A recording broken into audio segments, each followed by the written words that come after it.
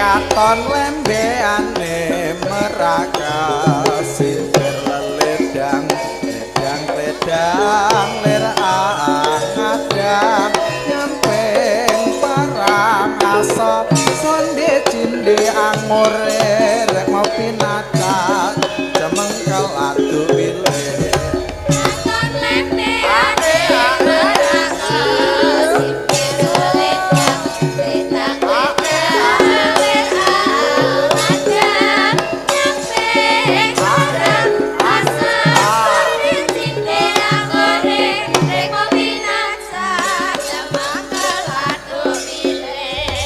katon lembeane meraka sinter ledang ledang ledang lir angadang nyamping parang asa sonde cinde angore rek ngopi nacak cemengkel adu milih katon lembeane meraka simpir ledang ledang ledang lir angadang Selami 26 parang asa sonde cinde angore rek ngopi nacak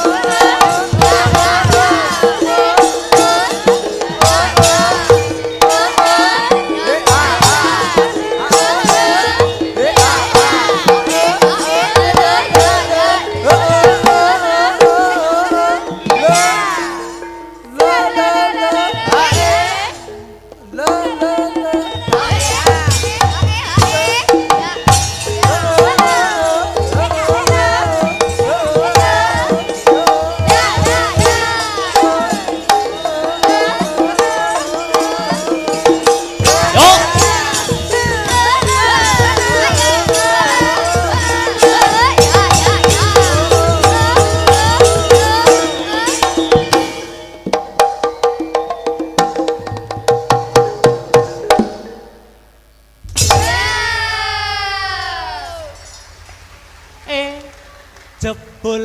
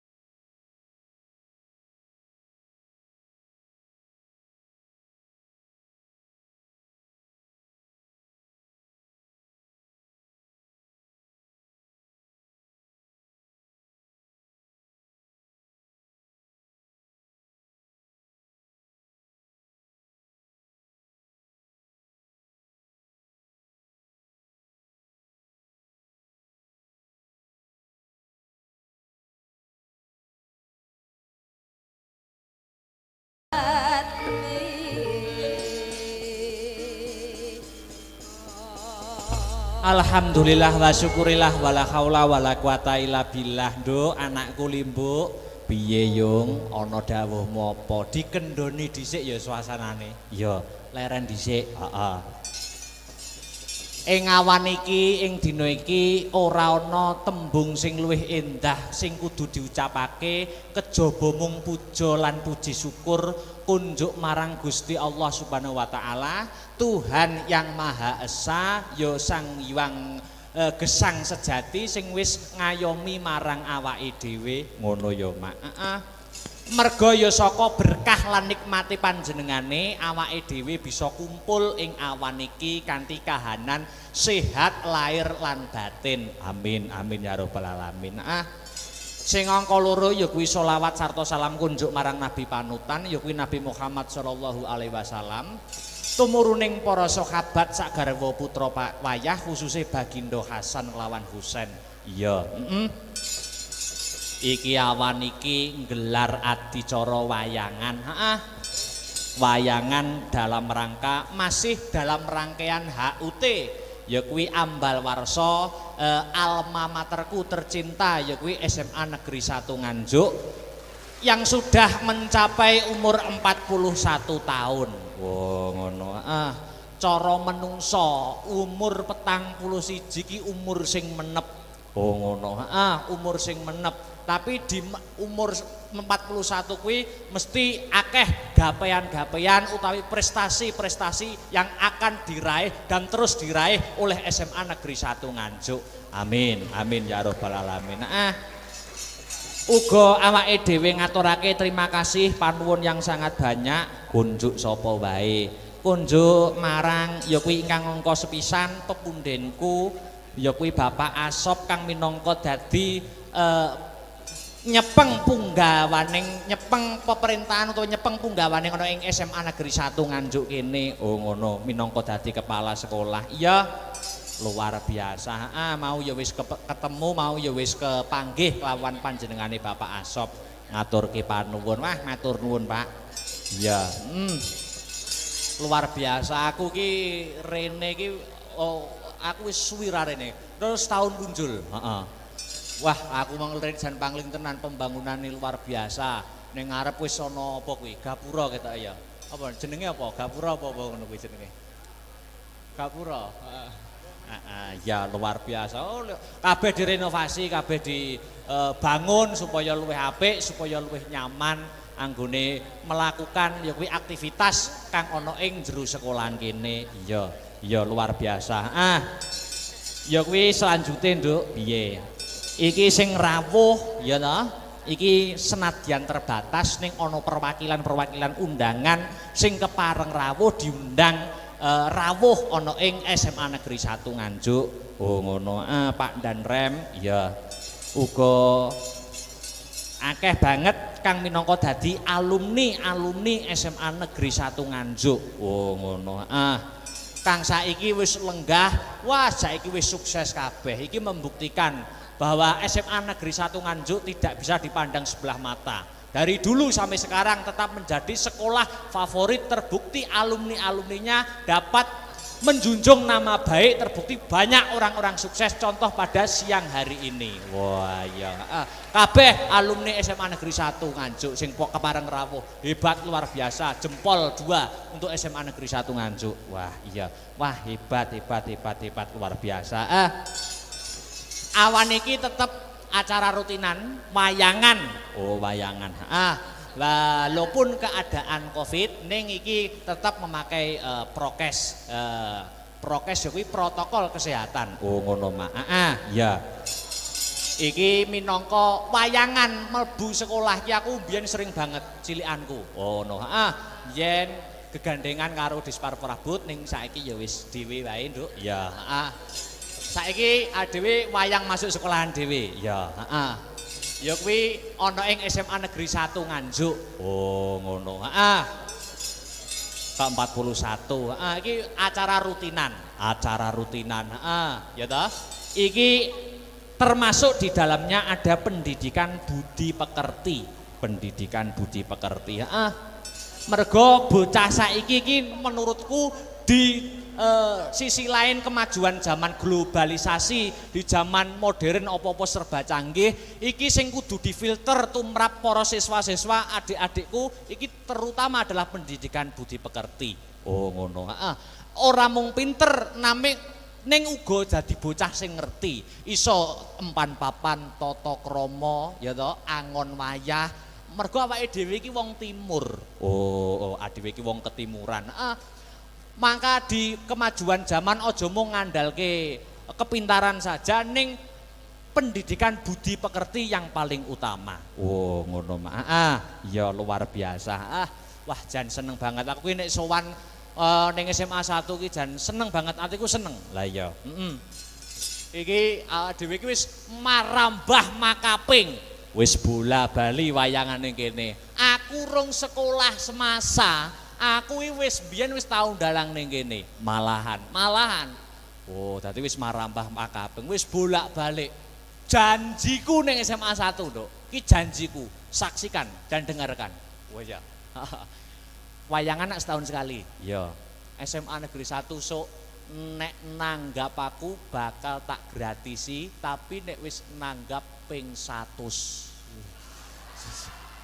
Sik to, kamangka wis taun pisan umurmu ora ya wis. Ora amin aku guyon, Nduk, guyon. Oh, gratis kancaku akeh. Lah iya. Wah, iki saking ngebotiku, aku saking tresnaku, saking banggaku karo SMA Negeri 1 Nganjuk. Iki sakjane ujian akhir semesterku ning kampusku Institut Seni Indonesia Surakarta iki durung rampung jane. Durung rampung. Iki tanggal 13 karo sesuk tanggal 14 ana mata kuliah praktek gaya pokok, bakliran gaya pokok. Kuwi mata kuliah. Ujiane dina iki karo sesuk. Jane jadwalmu maju ujian. Jadwalku maju ujian dina iki jane. Ning saking tresnaku karo SMA Negeri 1 Nganjuk, dosen tak telepon. Pak, kula benjing mawon, kula mayang teng SMA kula. Oh ya, ya wis mayang sesuk ujian. Lah ngono ki sing senenge mahasiswa karo dosen iki saling mengerti, Nduk. Lah iya, saking tresnaku wae, mosok rezeki ditolak. Lah iya, luar biasa, luar biasa. Wah, iki matur nuwun dhewe mendoakan, sing baku mendoakan ana ing acara Ambal Warsa HUT SMA Negeri 1 Nganjuk kene. Muga-muga ditambah umur ya kuwi umur ke-41 untuk kedepannya dapat lebih selangkah lebih maju sesuai dengan motonya yaitu bersatu, bermutu dan tetap piye-piye lali aku. Bersatu, bermutu nomor 1 ya. Aku bersatu, bermutu nomor 1. Maklum Bu, tahun wingi mboten wayangan begitu ya. Dadi lali kabeh. Bersatu, bermutu nomor 1. Wah, luar biasa. Aku rene iki mengi Nduk, pangling apa? Wah, guru-guru anyar ki yo akeh. Guru-guru anyar ning SMA 1. Heeh, akeh banget. Dan guru-guru sing lain sing wis mucal wit aku ning semasa kuwi ya mau ketemu kepanggih. Wajahe ana sing wah lebih awet muda, ana sing luwih bahagia. Tapi aku gumunku siji, sing panggah ki kok Pak Maryono ya. Ki ada apa ngono lho. Kok liyane ki luwih awet muda, luwih ki luwih bahagia ki kok Pak Maryono panggah jabrut wae iki ngopo to ki jane. Ya seksi sibuk, kok seksi sibuk maklum, Nduk. Ha iya. Sing ngubiak-ngubiak ya kuwi, heeh. Wis matur nuwun, matur nuwun.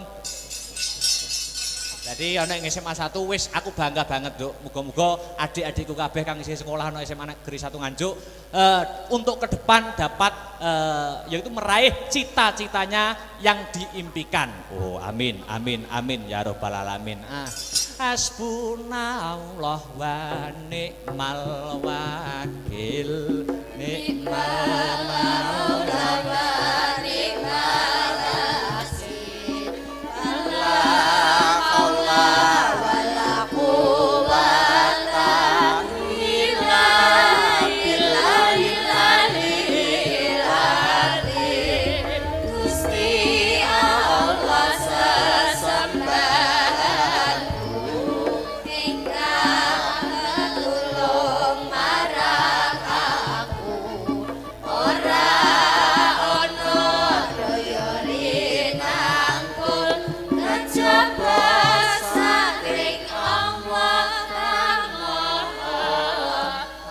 Mas Heru. Dulurku aja nganti kliru mung Gusti Allah sesembahanku rinten lan dalu mung 5 wektu mungkar lan nafsu Sadulurku aja nganti kliru mong Gusti Allah sesembahanku rintan lan dalu mong 5 Sekali lagi. kanggo mrasa